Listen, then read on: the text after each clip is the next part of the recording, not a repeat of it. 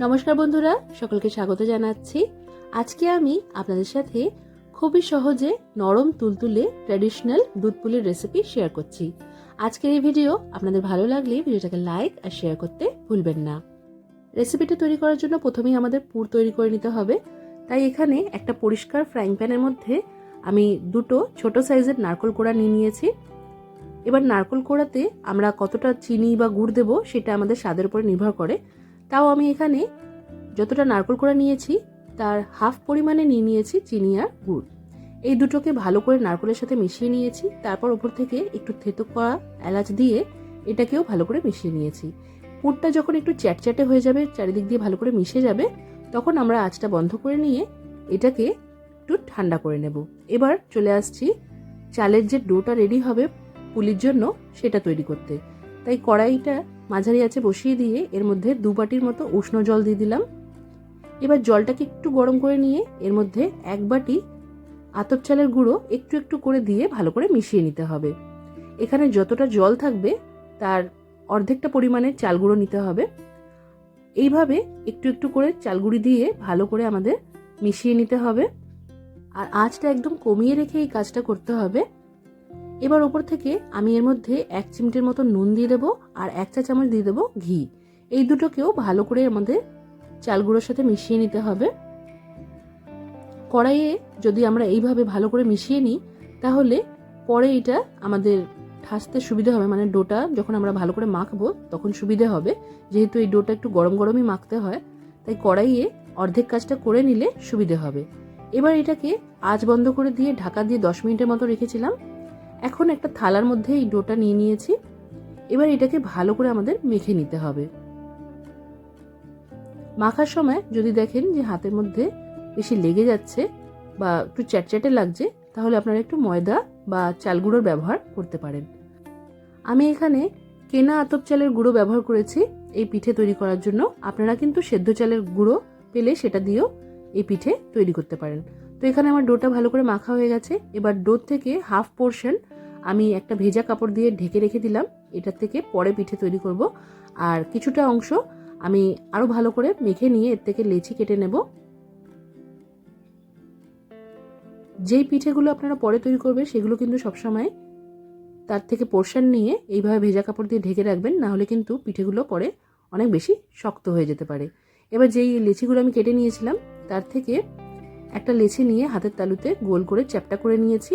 এবার একটু ময়দা এর মধ্যে ভালো করে ডাস্ট করে নিয়ে এইভাবে একটা বাটির আকৃতি তৈরি করে নিচ্ছি। এর ভেতরে আমি যে পুরটা তৈরি করেছি সেটা দিয়ে দেব। আর এই পুলি পিঠেতে পুরটা যখন আমরা ভরি সেটা খেয়াল রাখতে হবে খুব বেশিও যাতে না হয়, আবার যাতে খুব কমও না হয়। কম হলে টেস্টটা ভালো হবে না, আর খুব বেশি হয়ে গেলে কিন্তু পুরগুলো বেরিয়ে আসতে পারে। তো এখানে আমি একটা এইভাবে খুব নর্মাল শেপ দিয়ে নিচ্ছি পুলিতে। আপনারা যে যেরকম পিঠে পুলির শেপ দিতে বা খেতে ভালোবাসেন সেইভাবেই দিয়ে নেবেন। তো আমি এখানে খুব সিম্পল একটা এইভাবে ফোল্ড করে নিয়েছি, আপনারা দেখলেই বুঝতে পারবেন। আরেকটা আলাদা শেপে তৈরি করে নেব।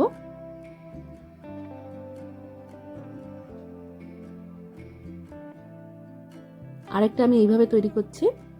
চারিদিক দিয়ে মুখটা বন্ধ করে নিয়ে আরেকবার ডাবল ফোল্ড করে নিতে হবে, মানে সাইড দিয়েই আরেকটা ডাবল এইভাবে সিম্পল ভাঁজ করে দিয়ে এটাকে হাতের তালুতে রেখে একটু এইভাবে ঘুরিয়ে নিতে হবে।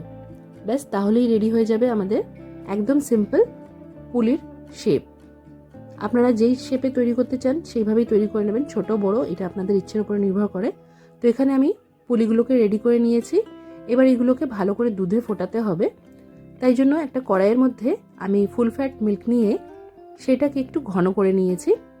আপনারা দুধের পরিবর্তে এখানে মিল্ক মেডও ব্যবহার করতে পারেন, বা গুঁড়ো দুধটাকে জলে গুলেও সেটাকেও এইভাবে ভালো করে একটু ঘন করে নিয়ে রেডি করতে পারেন। তো এখানে দুধ যখন ভালো করে ফুটে যাবে, একটু ঘন হয়ে যাবে, তখন এর মধ্যে আমরা যে পুলিগুলো রেডি করেছি সেগুলো দিয়ে দেবো। আঁচটা একটু মাঝারি করে দিয়ে এটাকে মোটামুটি 5 মিনিট এইভাবেই ভালো করে ফুটতে দেব। যখন চারিদিক দিয়ে ভালো করে ফুটে যাবে তখন আলতো করে একটা খুন্তির সাহায্যে একটু উল্টে পাল্টে দিতে হবে। আর আজকে এই পিঠেতে আমি চিনি ব্যবহার করছি না, আমি গুড় দিয়ে তৈরি করব। তাই আঁচটা একটু বন্ধ করে দিয়ে এর মধ্যে আমি নলেন গুড় মিশিয়ে নেব। তো এখানে চারিদিক দিয়ে এই পিঠেগুলো ভালো করে ফুটে গেছে। এবার আঁচটা আমি বন্ধ করে দিয়ে এর মধ্যে গুড় মিশিয়ে নেব। আর গুড় বা চিনি আপনাদের স্বাদের উপর নির্ভর করে। চিনি মেশাতে হলে আপনারা চিনিটাকে আগেই মিশিয়ে নেবেন, তারপর এর মধ্যে পুলিগুলোকে ছেড়ে নেবেন। আমি গুড়টা দিচ্ছি, এর টেস্টটা ভালো লাগে, তাই আমি আঁচটা বন্ধ করে এইভাবে দিলাম। এবার ভালো করে মিশিয়ে নেব। চামচের সাহায্যেই এইভাবে আলতো আলতো করে এটাকে মিশিয়ে নিচ্ছি। আর পাটালি, গুড়ের পাটালি ব্যবহার করলে আপনারা সেটাকে কিন্তু গ্রেট করে ভালো করে মিশিয়ে নিয়ে তারপর পুলিগুলো ছাড়বেন। মিষ্টিটা একটু কম মনে হচ্ছিল, তাই আরও 1 চামচ এর মধ্যে আমি নলেন গুড় দিয়ে দিলাম। এবার এটা 1 মিনিটের জন্য ভালো করে ফুটিয়ে নিয়ে আঁচটা বন্ধ করে দিতে হবে। তারপর এটা গরম গরম বা ঠান্ডা করে আপনারা সার্ভ করতে পারেন। আশা করছি আজকের রেসিপি ভালো লেগেছে। অবশ্যই করে কমেন্ট করে জানাতে ভুলবেন না যে ভিডিও কেমন লাগলো। আজকের মতো এখানেই শেষ করলাম। সবাই খুব ভালো থাকবেন আর সবাইকে খুব ভালো রাখবেন। ধন্যবাদ।